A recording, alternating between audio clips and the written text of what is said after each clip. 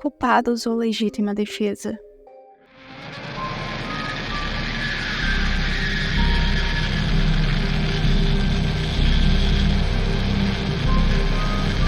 Por favor, se inscreva no canal para que assim que um vídeo novo seja lançado, você tenha acesso a ele.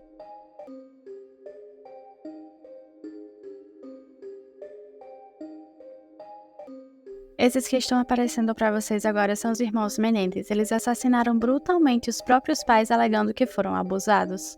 Quando ainda eram crianças, Lyle e Eric Menendez pareciam ter tudo. Eles nasceram em 1968 e 1970, respectivamente, e os dois meninos cresceram em um subúrbio de alto padrão nos Estados Unidos com seus pais. José, pai dos meninos, era um imigrante cubano que acabou fazendo uma fortuna e Kitty, a mãe deles, havia sido uma modelo.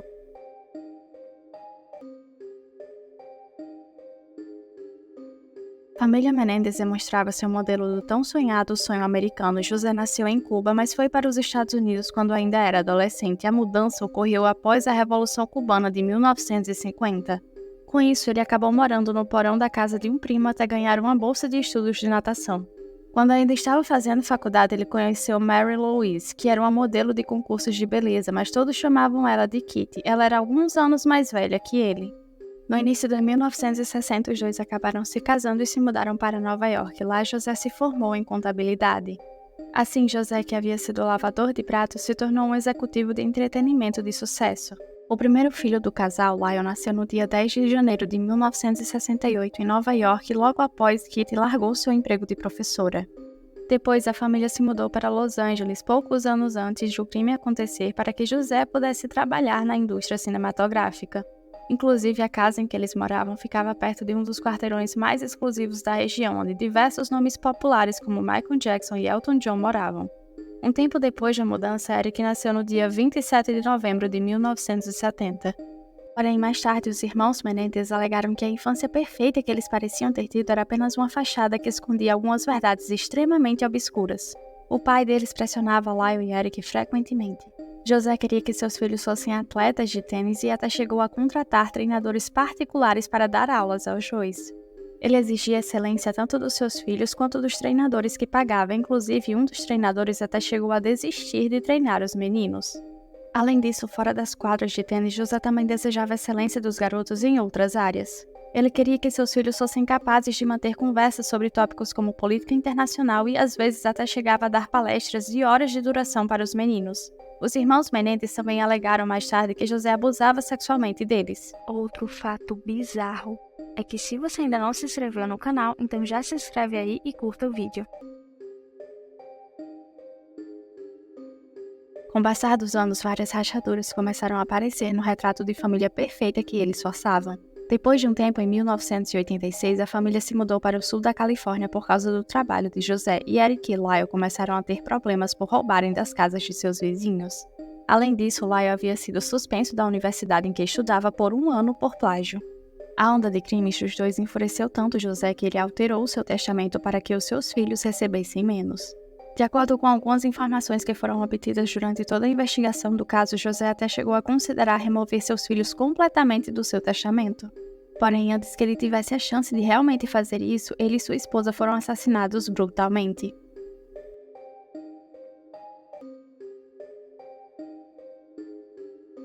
No dia 20 de agosto de 1989, a emergência recebe uma ligação de alguém que parecia estéril, e esse alguém era Lyle Menendez, que na época tinha 21 anos. Na ligação, Lyle relata que eles atiraram e mataram seus pais, mas não diz quem foram essas pessoas. Do lado de fora da casa estava seu irmão Eric chorando muito enquanto a polícia chegava. De acordo com o que os irmãos Menendez disseram, eles teriam passado a noite no cinema, mas como Eric estava precisando de sua identidade para a próxima parada da noite, eles voltaram para casa para pegar a identidade. E nisso encontraram os pais mortos. Eric relatou que assim que perceberam o que tinha acontecido, eles chamaram a polícia, que teria pensado no momento em que viu a cena do crime que aqueles corpos mortos não eram apenas 2 pessoas, mas sim os pais deles. José foi baleado pelo menos 5 vezes no sofá e sofreu um ferimento mortal na cabeça, assim como outros ferimentos nos braços e nas pernas. Kitty aparentemente havia tentado fugir dos seus assassinos, porém não conseguiu e foi baleada 10 vezes. Inclusive, a dor que os irmãos Menendez demonstraram sentir parecia tão genuína que a polícia nem se deu ao trabalho de seguir o protocolo ao examinar a cena do crime. Ou seja, eles não fizeram testes nas mãos dos irmãos para verificar se nelas havia possíveis resíduos de pólvora e também não conduziram uma entrevista formal até pelo menos 2 meses depois da morte do casal. Para a polícia, o duplo assassinato inicialmente de fato parecia como um assassinato cometido por uma gangue. Eles até chegaram a concentrar as investigações em rivais comerciais de José. Porém, com o passar do tempo, os irmãos Menendez começaram a despertar as suspeitas dos investigadores. Isso porque a dupla não agia como 2 jovens que perderam os pais recentemente, mas sim como 2 jovens que haviam acabado de ganhar na loteria. Para se ter uma noção, Lyle e Eric gastaram $700 mil da fortuna de $14 milhões do pai em 6 meses. Tudo isso com carros caros, relógios, treinadores de tênis.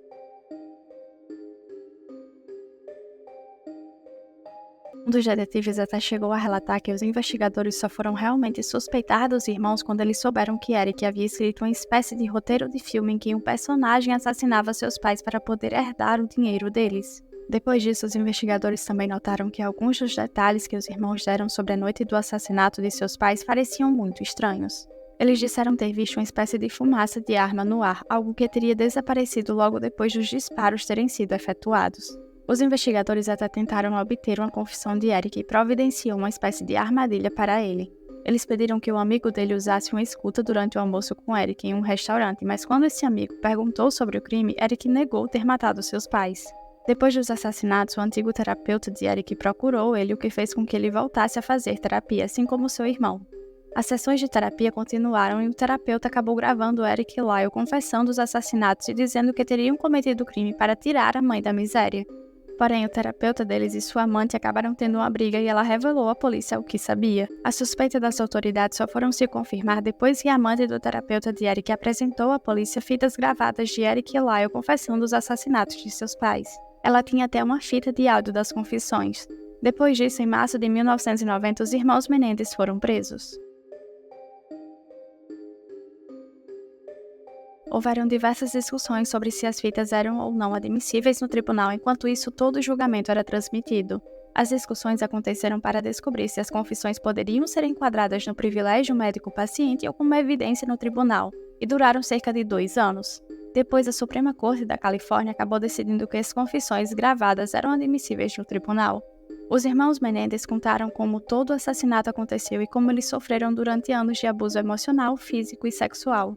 Eles alegaram que foram socados e chicoteados com cintos e os 2 irmãos também deram testemunhos muito angustiantes de abuso sexual nas mãos de seu pai, José. Lyle testemunhou e disse que foi abusado sexualmente dos 6 aos 8 anos de idade e Eric dos 6 aos 18 anos. Eric também alegou que o pai enfiava agulhas e taxas em suas coxas enquanto abusava dele. Os irmãos também relataram que tiveram uma espécie de relacionamento incestuoso com a mãe. Ambos disseram que quando eram adolescentes e seu pai estava fora de casa, sua mãe tocava neles em todos os lugares. Todas essas alegações eram cheias de descrições gráficas do que aconteceu, que chocou muita gente que assistia ao julgamento. Mesmo com todas essas alegações, a promotoria do caso sustentou que os irmãos Menendez tinham assassinado seus pais a sangue frio e tudo isso por dinheiro. Enquanto isso, a advogada de Eric argumentou que os 2 haviam agido em legítima defesa após crescerem em um lar violento e traumatizante. A defesa deles também alegou que José teria ameaçado Lyle de morte e retratou Kitty como sendo a mulher que lutava contra o alcoolismo e o vício de drogas devido ao fato de que José tinha muitos casos extraconjugais. Os irmãos também testemunharam que eles haviam confrontado seus pais dias antes do crime sobre os abusos e seu pai havia ameaçado matar os 2 caso eles contassem a respeito disso. Eles disseram que acreditavam que seus pais iriam matá-los para manter em segredo o que tinham feito com eles. Com as investigações, as autoridades descobriram que os irmãos compraram as armas que usaram durante o assassinato com uma identidade roubada. Além disso, Lyle teria dito a um amigo que ele havia pagado o testamento alterado do seu pai logo após a sua morte.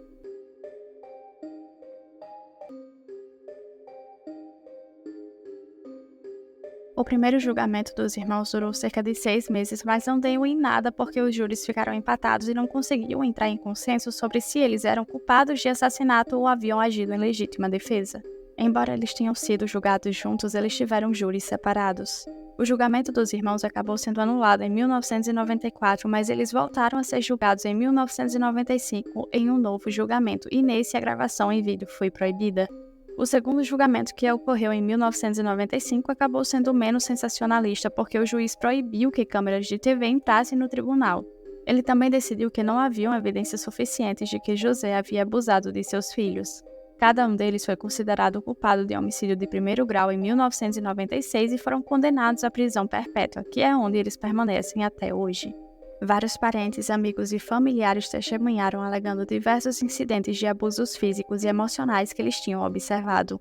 Um primo deles até disse que lembrou de um incidente em específico que, quando eram crianças, José estava tomando banho com Lyle e Eric em um quarto e Kitty não deixava ele chegar perto desse quarto.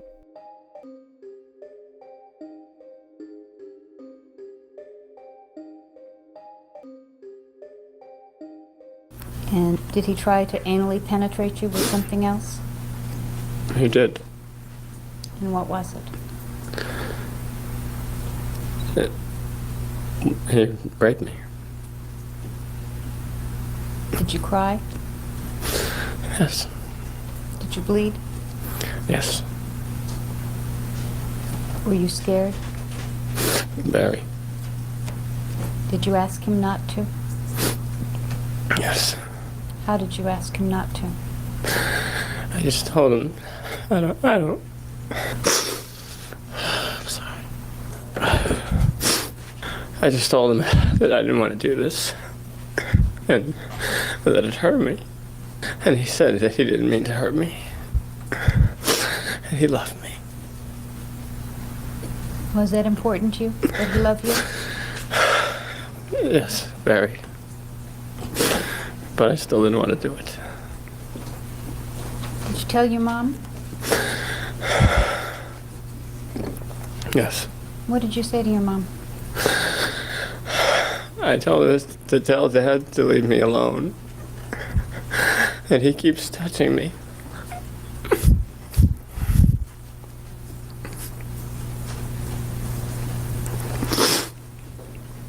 What did your mom say?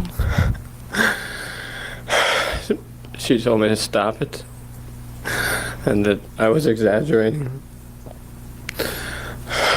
And that my dad has to punish me when I do things wrong.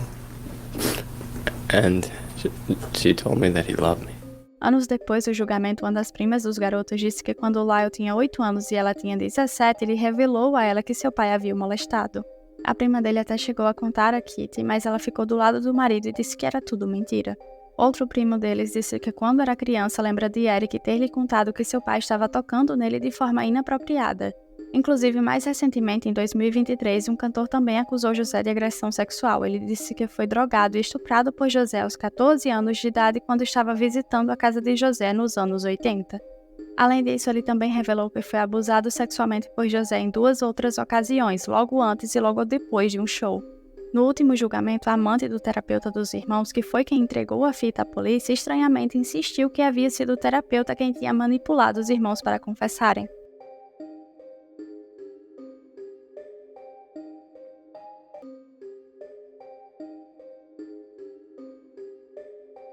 Now, what did you think when your father, who is having sex with you, is taunting you with being gay?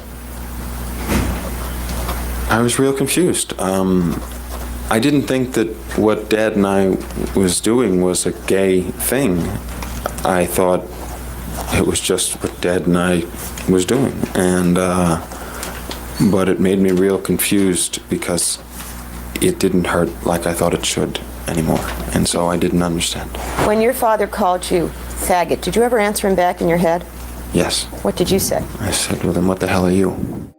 Inicialmente, eles estavam em prisões separadas até 2018, mas agora eles estão alojados juntos na mesma unidade prisional depois de 22 anos separados. Os irmãos aconselham outros presos que sofreram abuso sexual e Eric é líder de vários grupos de autoajuda. Atualmente, Lyle tem 56 anos e Eric tem 53. Os dois hoje em dia já estão casados, cada irmão se casou na prisão com mulheres que não estão encarceradas. Eric se casou com uma amiga de correspondência em 1999 e ela até escreveu um livro sobre o relacionamento deles.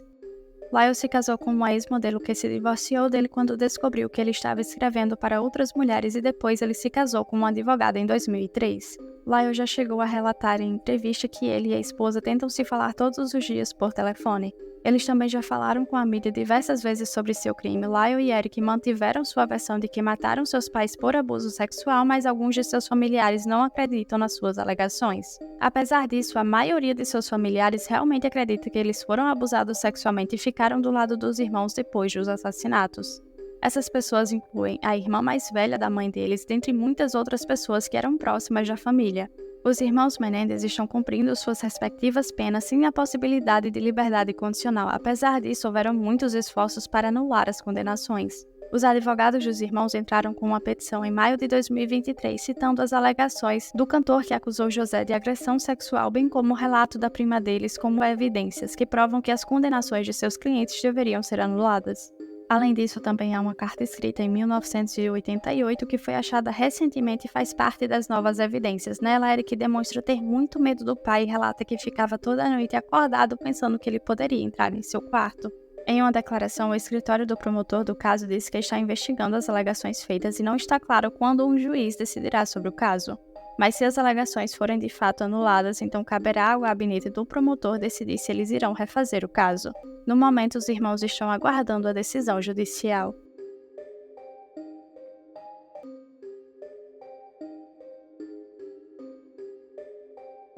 Se você sabe de algum caso que gostaria de ver aqui no canal, é só comentar aqui embaixo ou em uma de nossas redes sociais. Para quem se interessou pelo caso de hoje e quer saber mais sobre, já teve vários filmes, minisséries e até mesmo documentários sobre o crime dos dois. Além disso, recomendo os outros diversos casos criminais que vocês podem assistir aqui no canal.